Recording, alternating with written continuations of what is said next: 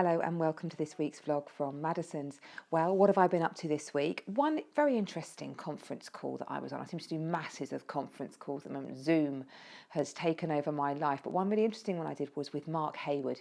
He's the president of the NAEA, the National Association of Estate Agents, and really interesting to hear that they are lobbying government 3 to 4 times a week to make sure that as soon as this pandemic has passed, the housing market will return to full throttle.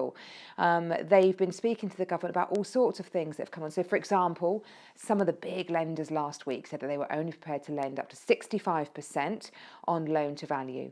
And so the NAEA instantly lobbied the government to talk to the banks about that, because that quite simply cuts out a lot of the first-time buyer market.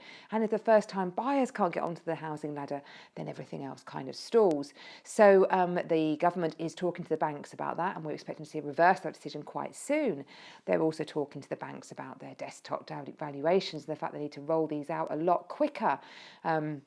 Quite simply, if you've got low loan to values, you can do quite a lot of research to make sure that your security is safe. So talking to the banks about those as well. But the overriding message from it was that the government absolutely knows how fundamental the housing market is to our society.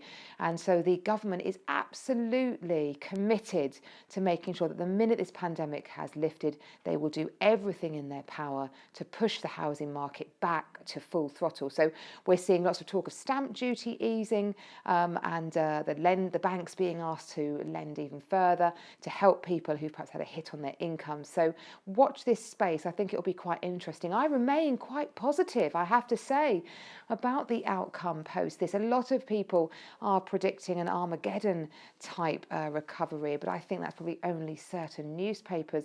So avoid the likes of the Daily Mail and things like that, which can be incredibly pessimistic with their headlines. Overall, the fundamentals of the housing market remain strong. We've been through a difficult period with Brexit, lots of pent-up demand. We hit 2020 and boy, the market was booming. We were going under offer on properties quicker than we could list them. And so all that pent-up demand hasn't gone anywhere. People will still want to move. They might have been looking at their 4 walls and thinking they need a bigger house. Might be divorces, baby booms. There might be downsizing due to income hits, but there will certainly still be a need of people to move. And we're still seeing that on the likes of Rightmove, where click-through rates on properties remain very, very high. So I remain bullish that we will have a V-shaped recovery post this pandemic. So we'll see what happens on that. Well, as many of you might know, I'm an ambassador for Eleanor, and Eleanor is a fabulous charity that looks to provide hospice and in-home care for the families of terminally ill children. And I received a plea this week from their chief executive, Vicky Harding, which I'd just like to read to you.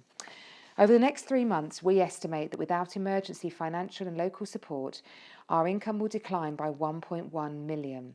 Here at Eleanor, our dedicated health professionals, support staff and volunteers all share one single goal: to give every child or adult patient and their families the expert care and support we would want for our own loved ones. And when the time comes, an end-of-life journey that is peaceful, comfortable and dignified.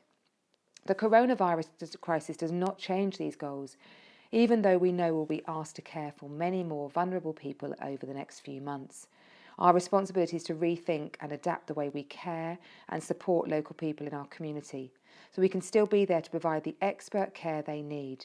Our patients, old and young, are the very people who are most vulnerable to this virus, and our nursing and clinical teams are the front line of their care.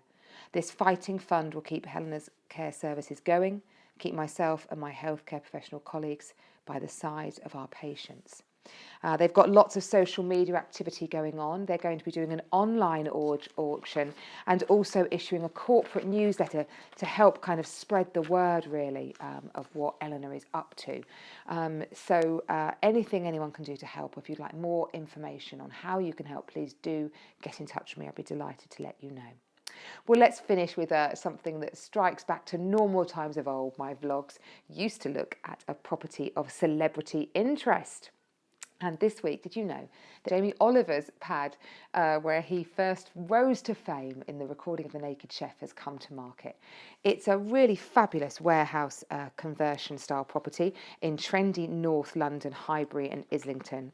And it's on the market for a cool 1.75 million. And those viewers might remember that he used to slide down the banister to a dazzler of a meal. We hope you enjoy that. We hope you've enjoyed the vlog this week, and I look forward to seeing you next week back at home again. Bye bye.